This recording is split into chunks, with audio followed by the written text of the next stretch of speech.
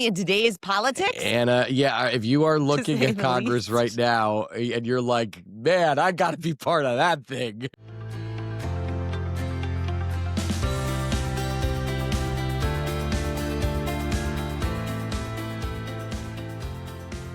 Good morning, I'm Anna Palmer. And I'm Jake Sherman. And welcome to the Daily Punch, brought to you by Punchbowl News. It's Friday, September 5th, 2025. Let's get into the mix. Here are your Washington headlines of the day. Number one, what Speaker Mike Johnson told us on Flyout Day.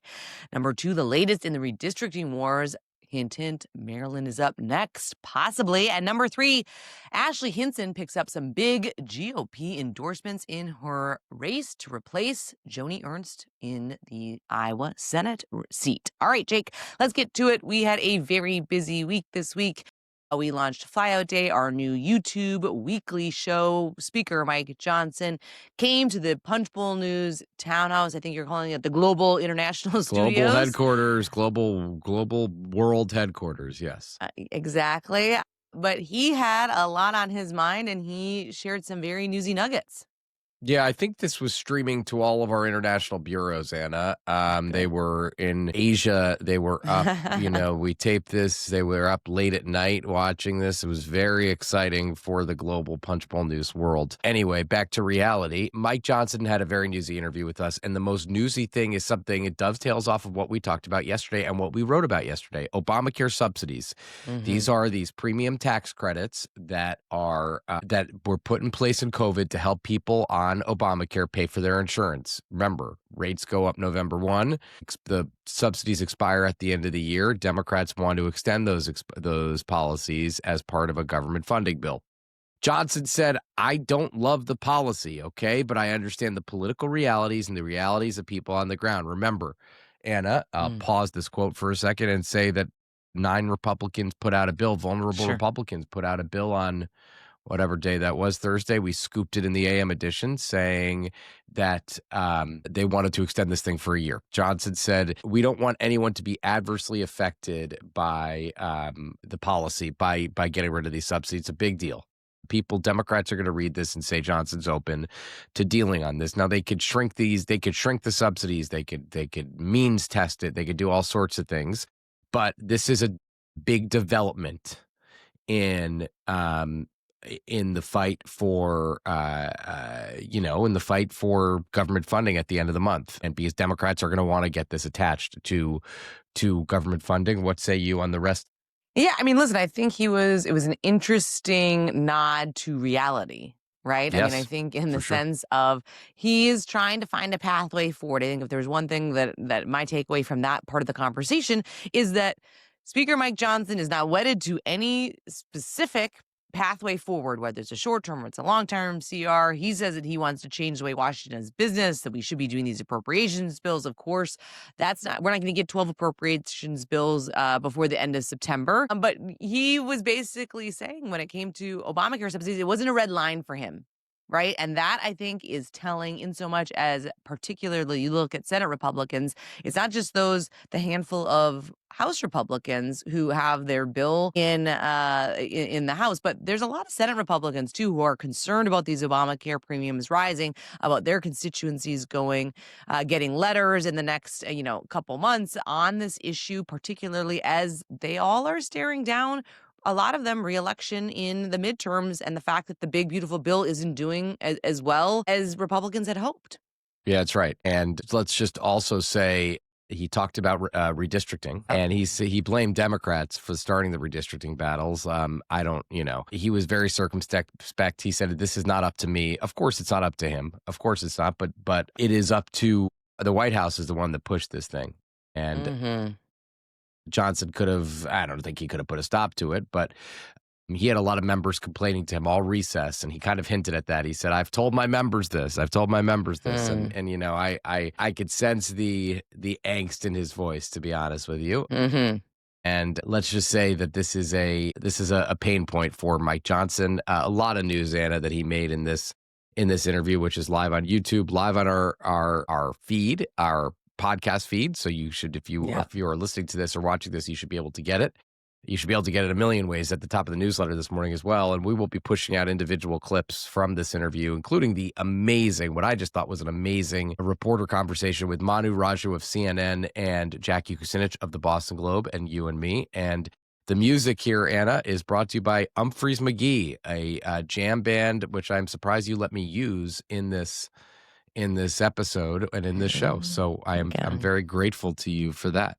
Got to give you some wins every once in a while, Jake. Yes, a big thanks to Jackie and Manu for joining us. Two really good friends of ours who we've known for a long time. And Haley Talbot, who helped put this show together from the beginning. We stood up. I mean, God, Anna, we stood up a show in like 6 weeks. This was from ideation in March to standing up a show in September is just, I mean, God, that's a Herculean effort. It has been a lot of effort across the board, and a lot of folks at Punchbowl News that people listening haven't heard of behind the scenes that have been doing a ton, whether it comes to marketing or production or all kinds of things. So a huge kudos to the whole team. We get to do it again next week. And another big guest, Anna, another big guest. I will say that we are going to be big guesting week after week until we have no big guests, and then we'll do all the big guests again. No, I'm kidding. We're going to do a lot of people in D.C., power people, politics, and Capitol Hill and across town. All right, Jake, let's move on to the number 2 story of the morning. Maryland is inching towards a mid-decade redistricting, one of the few blue states with the ability to counter Republicans' gerrymandering spree. Interestingly enough, the delegation is very blue in Maryland. They have one Republican, Andy Harris, and now they're looking at potentially changing the map.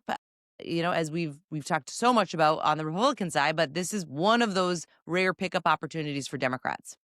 Yeah, God bless Allie Mutnick and Laura Weiss here, because they are doing such great work on redistricting for us and keeping us ahead of the competition, leading the way on this. Maryland Democrats seem very bullish on redistricting. Steny Hoyer, the dean of the delegation, said, if we could do it, I'd be supportive. That would be getting rid of Andy Harris's Eastern Shore seat and making it basically a Democratic district to counteract Missouri, which is Emanuel Cleaver's Kansas City area seat, out. And this is a point of contention. They would have to basically make the other, as with every seat, they'd have to make the Democratic seats less Democratic, including probably the most affected here is Sarah Elfreth, who represents Annapolis, and Kwesi Mfume, who represents Baltimore. They would have to give up some of their, and Mfume represents Baltimore, Elfreth represents Annapolis, and some of the areas that would have to shift. Her district would basically have to shift to part of the Eastern Shore, which is a Republican part of the state. There are a lot of Republican-leaning parts of the state of Maryland. And, you know, this is an effort to get rid of Andy Harris, the chair of the House Freedom Caucus. Some Republicans would be fine with that, to be honest with you. But I digress. There's also Indiana, which started out as very bearish on redistricting, which seems to be getting less bearish and more bullish. And in Kansas, a state that has one Democratic member of the House, is looking to draw that seat away. And it's going to come up a little, you know, Ron Estes told us he discussed redistricting with Kansas's House and Senate leaders over the August recess. So we're seeing, and they are trying to just squeeze every last seat out of this thing. All right, let's move on to the number 3 story of the morning. We've got some major Iowa news. Senate Majority Leader John Thune and NRSC Chair Tim Scott are endorsing Ashley Hinson, the House member from Iowa, in her bid to replace retiring Senator Joni Ernst. This is a massive sign of institutional support for Hinson's bid and will likely head off any other challengers. And let's just be honest here. I mean, this is an effort. We have been talking a lot about the map. It's so good. It's good for Republicans, but they've had challenges when it comes to recruiting. They are fighting races that are going to be wildly expensive, potentially in Texas and other places. And this is just, in my mind, a bid to say, like, we don't need another primary problem in a state that they need in order to keep their majority. Yeah. I mean, Ashley Hinson has been preparing to run for the Senate for a while. It was either going to be Chuck Grassley, who is not getting any younger, right. Or Joni Ernst, who is out after she announced she was going to retire just I guess it was this week, actually. Hinson could raise money. She's a very good candidate. She is, for Thune and for Scott, Just like, they've gotten behind other candidates in other states. She's an attractive candidate in that she can raise a lot of money. She is experienced. She is Yep. polished. She doesn't present any immediate immediate concerns. That's good when you're looking to keep a Senate seat for your party. She is also one of the speakers at the RNC's fall retreat next week in D.C. It's very clear the party is just trying to get behind her to put this seat away. But I'll be honest with you, as we wrote yesterday in the newsletter, this is just going to be an expensive seat no matter what. Democrats are going to try to pick it off if they can get Yep. out of this primary intact, Yeah, absolutely. I mean, the other thing in this item here, Melissa Bean, that's a member, former member. Remember her? Have not been We played a talking game about. yesterday, Allie said to me, which blue dog from Illinois is trying to come back to Congress? And it took me like 3 or 4 guesses. And I was able to guess, I don't know how, but I was able to.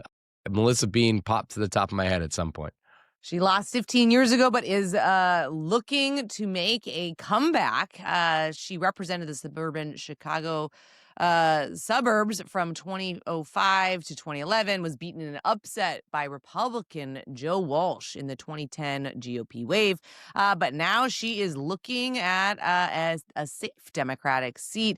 Will be interesting to see how that plays itself out. You don't often see members who leave that long ago trying to make a comeback, particularly in today's politics. And if you are looking at Congress right now and you're like, man, I got to be part of that thing. God bless you, man. This is interrupt what might be an otherwise enjoyable life to come back here to Congress is just something amazing.